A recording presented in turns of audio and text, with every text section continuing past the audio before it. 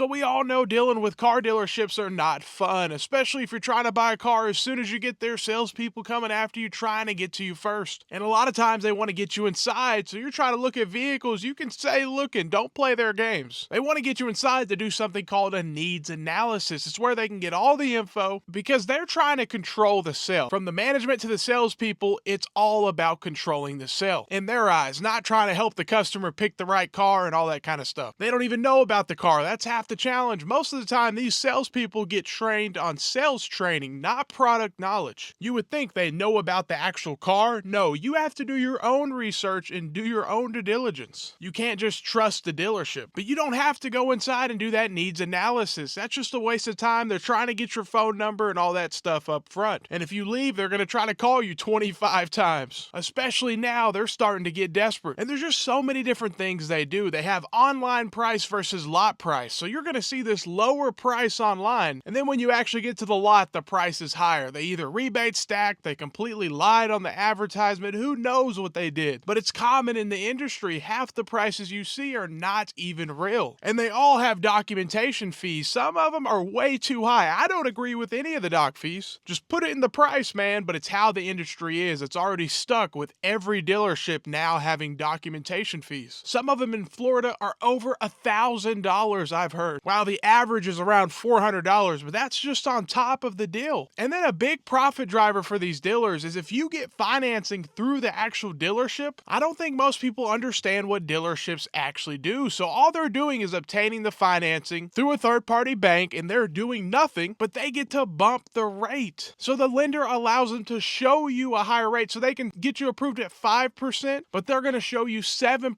APR. That way they can make more money. They get the difference, and they don't even have to disclose a bank approved you at a lower rate. It is one of the most scummy ways to make money in the industry. And there are a few dealerships that do it and let their customers know just out of being, I guess, nice, you can say. Because most people are like, wait a minute, you're making money just bumping the rate? Okay, I'll just go get this rate on my own then. It's just an additional way for them to make more money. And we've all seen nitrogen-filled tires. As soon as you hit the car lot, you will see it, a big fat addendum sticker with extra add-ons for thousands of dollars in some cases. And normally they provide zero additional value to the vehicle. That's the whole thing. They're offering products that don't even exist. They probably didn't even apply it to the vehicle. $2,500 paint protection, $500 nitrogen-filled tires. And they're trying to sell it to you with a straight face. A lot of people are like, okay, I'm getting out of here. Because if they're going to do that, what else are they going to do? Because you have to be extremely careful. That finance department can do a lot of sneaky things. With uneducated buyers and a lot of first-time buyers, they will just throw warranties on there. They will tell the customer it's just all included. Sign the paper. It's pretty sad that that happens in the industry, but it's very common because finance people are held to a very high standard at the dealership for their quotas. So they're trying to meet their numbers, and it's difficult sometimes, and they just have to do whatever they can. Try to buy a vehicle from a car dealership and not buy any warranties or anything from the finance box. And half the time, if you're not financing at all, they won't even try to sell you warranties. Why do you think that is? Because half the people paying cash, they won't even buy the warranties. They know they're overpriced. You're paying all this money for an extra warranty, and half the time they don't even cover you. And it's just additional dealer profit for the dealer. They make so much money selling those extra warranties, the gap insurances, all this stuff. And the crazy part is most of the time you can go get it on your own in most states for much cheaper than the actual dealership sells it for. This video is sponsored by Lasfit. Lasfit offers high quality floor mats that fit your vehicle perfectly. They have raised edges, so if anything happens, they're gonna protect it. They're actually 3D scanned, so they fit your vehicle perfectly. And you can see the difference in protection from a standard floor mat to the actual Lasfit all-weather floor mat. Much more protection with that Lasfit all-weather floor mat. Whether you're keeping your current car or getting a new one, you want to go ahead and get some Lasfit all-weather floor mats. And one of the best parts is the price. They are priced much better than the competitors. And you can get 20% off if you click the link in the description and use TOM20. TOM20 for 20% off the Lasfit website. website, and you can buy with confidence. They have a hassle-free lifetime warranty, and they also have great customer service and a 90-day money-back guarantee. It's a good product at a good price. The links are in the description. Don't forget to use the discount code TOM20, and I want to thank Lasfit for sponsoring this video and supporting the channel. But unfortunately, you can't go buy the car directly from the manufacturer because of franchise laws. So the whole industry's messed up. But don't play around with those crazy dealers still doing market adjustments and stuff like that. Just get out of there. I've heard of it. Still, some Ford dealerships are charging market adjustments for Raptor models. Like, what are they thinking? A Raptor is not going to be over MSRP anymore. But it's happening. Someone's paying it. It doesn't make sense. But the whole car market sucks. Everything's overpriced, the quality's lower than ever, and these dealers took full advantage of an opportunity they had just a few years ago, where they made a whole lot of money selling a few cars on their lot because everything was over MSRP. And now the whole times have changed, and it's all different in the market. But a lot of people say it's still too expensive. Let me know what you think. Have a great day, and stay blessed.